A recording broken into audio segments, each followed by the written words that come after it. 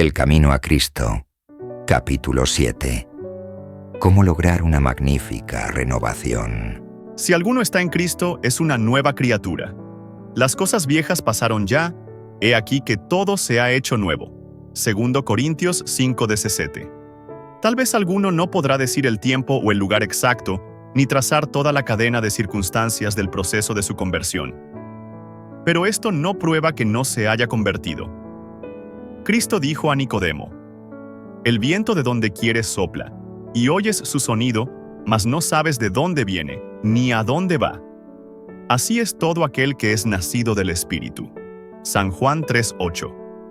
Así como el viento es invisible y sin embargo se ven y se sienten claramente sus efectos, así obra el Espíritu de Dios en el corazón humano. El poder regenerador que ningún ojo humano puede ver engendra una vida nueva en el alma. Crea un nuevo ser conforme a la imagen de Dios. Aunque la obra del Espíritu es silenciosa e imperceptible, sus efectos son manifiestos. Cuando el corazón ha sido renovado por el Espíritu de Dios, el hecho se manifiesta en la vida. Al paso que no podemos hacer nada para cambiar nuestro corazón, ni para ponernos en armonía con Dios, al paso que no debemos confiar para nada en nosotros ni en nuestras buenas obras, nuestras vidas han de revelar si la gracia de Dios mora en nosotros. Se notará un cambio en el carácter, en las costumbres y ocupaciones. La diferencia será muy clara e inequívoca entre lo que han sido y lo que son. El carácter se da a conocer, no por las obras buenas o malas que de vez en cuando se ejecutan, sino por la tendencia de las palabras y de los actos en la vida diaria. Es cierto que puede haber una corrección del comportamiento externo, sin el poder regenerador de Cristo. El amor a la influencia y el deseo de la estimación de otros pueden producir una vida muy ordenada. El respeto propio puede impulsarnos a evitar la apariencia del mal.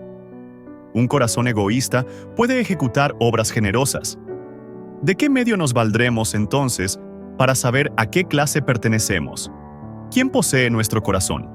¿Con quién están nuestros pensamientos? ¿De quién nos gusta hablar? ¿Para quién son nuestros más ardientes afectos y nuestras mejores energías? Si somos de Cristo, nuestros pensamientos están con Él y nuestros más gratos pensamientos son para Él. Todo lo que tenemos y somos, lo hemos consagrado a Él. Deseamos vehementemente ser semejantes a Él, tener su espíritu, hacer su voluntad y agradarle en todo. Los que son hechos nuevas criaturas en Cristo Jesús manifiestan los frutos del Espíritu: amor, gozo, paz, longanimidad, benignidad, bondad, fidelidad, mansedumbre, templanza. Gálatas 5, 22, 23. Ya no se conforman por más tiempo con las concupiscencias anteriores, sino que por la fe del Hijo de Dios siguen sus pisadas, reflejan su carácter y se purifican a sí mismos, así como Él es puro. Aman ahora las cosas que en un tiempo aborrecían y aborrecen las cosas que en otro tiempo amaban. El que era orgulloso y dominante, ahora es manso y humilde de corazón. El que antes era vano y altanero, ahora es serio y discreto. El que antes era borracho, ahora es sobrio, y el que era libertino, puro. Han dejado las costumbres y modas vanas del mundo. Los cristianos no buscan el adorno exterior, sino que sea adornado el hombre interior del corazón, con la ropa imperecedera de un espíritu manso y sosegado. Primera de Pedro 3:3, 4. No hay evidencia de arrepentimiento verdadero cuando no se produce una reforma en la vida. Si restituye la prenda, devuelve lo que hubiere robado, confiesa sus pecados y ama a Dios y a su prójimo, el pecador puede estar seguro de que pasó de muerte a vida. Cuando venimos a Cristo, como seres errados y pecaminosos, y nos hacemos participantes de su gracia perdonadora, nace en nuestro corazón el amor a Él. Toda carga resulta ligera, porque el yugo de Cristo es suave. Nuestros deberes se hacen deliciosos y los sacrificios un gozo. El sendero que en el pasado nos parecía cubierto de tinieblas, ahora brilla con los rayos del sol de justicia. La belleza del carácter de Cristo se verá en los que le siguen. Era su delicia hacer la voluntad de Dios. El poder predominante en la vida de nuestro Salvador era el amor a Dios y el celo por su gloria. El amor embellecía y ennoblecía todas sus acciones. El amor es de Dios, no puede producirlo u originarlo el corazón inconverso. Se encuentra solamente en el corazón donde Cristo reina. Nosotros amamos, por cuanto Él nos amó primero. Primera de Juan 4:19. En el corazón regenerado por la gracia divina, el amor es el móvil de las acciones. Modifica el carácter, gobierna los impulsos, restringe las pasiones, domina la enemistad y ennoblece los afectos. Este amor alimentado en el alma, endulza la vida y derrama una influencia purificadora en todo su derredor. Hay dos errores contra los cuales los hijos de Dios, particularmente los que apenas han comenzado a confiar en su gracia, deben especialmente guardarse. El primero, sobre el que ya se ha insistido, es el de fijarse en sus propias obras, confiando en alguna cosa que puedan hacer para ponerse en armonía con Dios. El que está procurando llegar a ser santo mediante sus propios esfuerzos por guardar la ley, está procurando una imposibilidad. Todo lo que el hombre puede hacer sin Cristo está contaminado de amor propio y pecado. Solamente la gracia de Cristo, por medio de la fe, puede hacernos santos. El error opuesto y no menos peligroso es que la fe en Cristo exime a los hombres de guardar la ley de Dios. Que puesto que solamente por la fe somos hechos participantes de la gracia de Cristo, nuestras obras no tienen nada que ver con nuestra redención. Pero nótese aquí que la obediencia no es un mero cumplimiento externo, sino un servicio de amor. La ley de Dios es una expresión de su misma naturaleza. Es la personificación del gran principio del amor y, en consecuencia, el fundamento de su gobierno en los cielos y en la tierra. Si nuestros corazones son regenerados a la semejanza de Dios, si el amor divino es implantado en el corazón, ¿no se manifestará la ley de Dios en la vida? Cuando es implantado el principio del amor en el corazón, cuando el hombre es renovado conforme a la imagen del que lo creó, se cumple en él la promesa del nuevo pacto. Pondré mis leyes en su corazón y también en su mente las escribiré. Hebreos 10:16. ¿Y si la ley está escrita en el corazón, no modelará la vida? La obediencia, es decir, el servicio y la lealtad de amor, es la verdadera prueba del discipulado. Siendo así, la Escritura dice: «Este es el amor de Dios, que guardemos sus mandamientos». El que dice: «Yo le conozco», y no guarda sus mandamientos, es mentiroso, y no hay verdad en él. Primera de Juan 5:3. 2:4. En vez de que la fe exima al hombre de la obediencia, es la fe, y solo ella, la que lo hace participante de la gracia de Cristo y lo capacita para obedecerlo. No ganamos la salvación con nuestra obediencia, porque la salvación es el don gratuito de Dios, que se recibe por la fe. Pero la obediencia es el fruto de la fe. Sabéis que Él fue manifestado para quitar los pecados, y en Él no hay pecado. Todo aquel que mora en Él no peca. Todo aquel que peca no le ha visto, ni le ha conocido. Primera de Juan 3:5, 6. He aquí la verdadera prueba. Si moramos en Cristo, si el amor de Dios mora en nosotros, nuestros sentimientos, nuestros pensamientos, nuestras acciones, tienen que estar en armonía con la voluntad de Dios, como se expresa en los preceptos de su santa ley. Hijitos míos, no dejéis que nadie os engañe. El que obra justicia es justo, así como Él es justo. Primera de Juan 3:7. Sabemos lo que es justicia por el modelo de la santa ley de Dios, como se expresa en los 10 mandamientos dados en el Sinaí. Esa así llamada fe en Cristo, que según se declara exime a los hombres de la obligación de la obediencia a Dios, no es fe sino presunción. Por gracia sois salvos, por medio de la fe. Mas, la fe, si no tuviere obras, es de suyo muerta. Efesios 2:8, Santiago 2:7. Jesús dijo de sí mismo antes de venir al mundo: «Me complazco en hacer tu voluntad, oh Dios mío, y tu ley está en medio de mi corazón». Salmo 40:8. Y cuando estaba por ascender a los cielos, dijo otra vez: «Yo he guardado los mandamientos de mi Padre, y permanezco en su amor». Juan 15:10. La Escritura dice: «Y en esto sabemos que le conocemos a Él, a saber, si guardamos sus mandamientos. El que dice que mora en Él, debe también Él mismo andar así como Él anduvo». Primera de Juan 2:3-6. Pues que Cristo también sufrió por vosotros, dejándoos ejemplo, para que sigáis en sus pisadas. Primera de Pedro 2:21.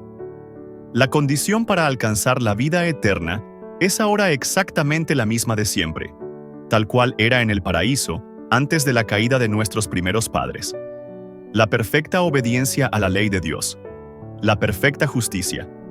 Si la vida eterna se concediera con alguna condición inferior a esta, peligraría la felicidad de todo el universo. Se le abriría la puerta al pecado con todo su séquito de dolor y miseria para siempre. Era posible para Adán, antes de la caída, conservar un carácter justo por la obediencia a la ley de Dios. Mas no lo hizo, y por causa de su caída tenemos una naturaleza pecaminosa y no podemos hacernos justos a nosotros mismos. Puesto que somos pecadores y malos, no podemos obedecer perfectamente una ley santa. No tenemos por nosotros mismos justicia con que cumplir lo que la ley de Dios demanda. Mas Cristo nos ha preparado una vía de escape. Vivió sobre la tierra en medio de pruebas y tentaciones, tales como las que nosotros tenemos que arrostrar. Sin embargo, su vida fue impecable. Murió por nosotros y ahora ofrece quitarnos nuestros pecados y vestirnos de su justicia. Si os entregáis a Él y lo aceptáis como vuestro Salvador, por pecaminosa que haya sido vuestra vida, seréis contados entre los justos por consideración a Él. El carácter de Cristo toma el lugar del vuestro, y vosotros sois aceptados por Dios como si no hubierais pecado. Más aún, Cristo cambia el corazón.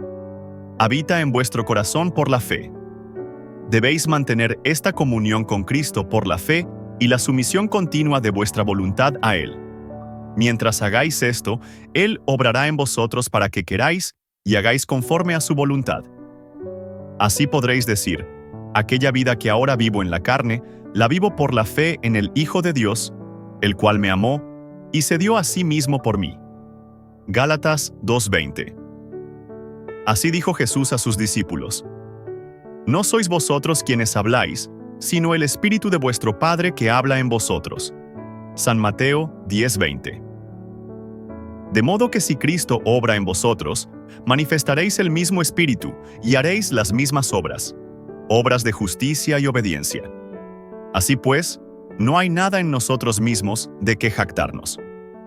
No tenemos motivo para ensalzarnos.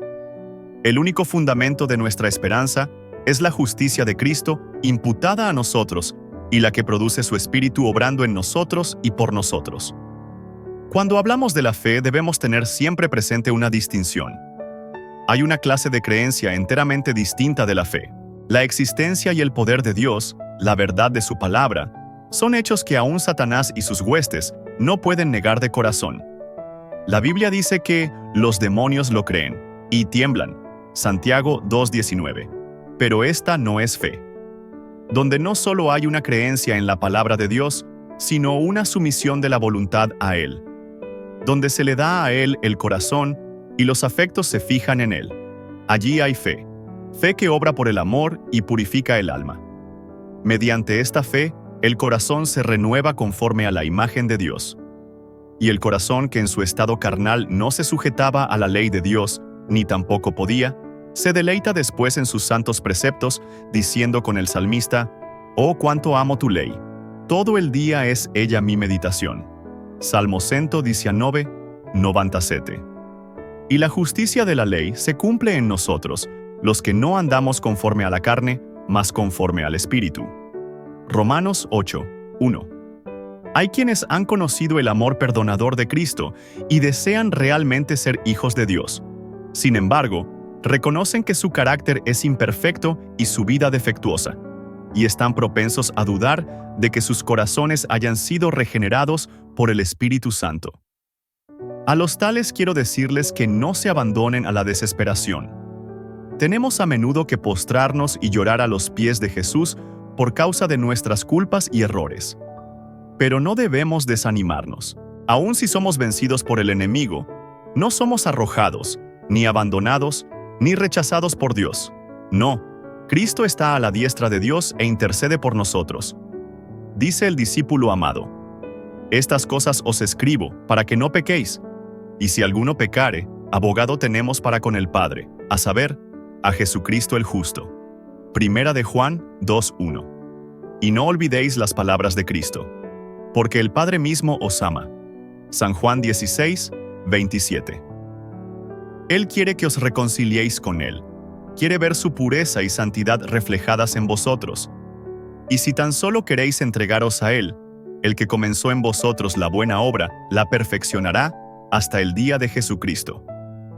Orad con más fervor, creed más plenamente. A medida que desconfiemos de nuestra propia fuerza, confiaremos en el poder de nuestro Redentor, y luego alabaremos a aquel que es la salud de nuestro rostro.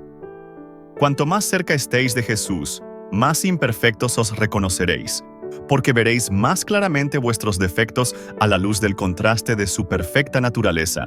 Esta es una evidencia de que los engaños de Satanás han perdido su poder y de que el Espíritu de Dios os está despertando. No puede existir amor profundo por Jesús en el corazón que no comprende su propia perversidad. El alma que se haya transformado por la gracia de Cristo admirará su divino carácter. Pero el no ver nuestra propia deformidad moral es una prueba inequívoca de que no hemos llegado a ver la belleza y excelencia de Cristo. Mientras menos cosas dignas de estima veamos en nosotros, más encontraremos que estimar en la pureza y santidad infinitas de nuestro Salvador. Una idea de nuestra pecaminosidad nos puede guiar a aquel que nos puede perdonar. Y cuando, comprendiendo nuestra impotencia, nos esforcemos en seguir a Cristo, Él se nos revelará con poder. Cuanto más nos guíe la necesidad a Él y a la palabra de Dios, tanto más elevada visión tendremos de su carácter y más plenamente reflejaremos su imagen. Este fue el capítulo 7. ¿Cómo lograr una magnífica renovación? Que el Señor te guarde, que el Señor te cuide. Nos vemos en otro capítulo más de El Camino a Cristo.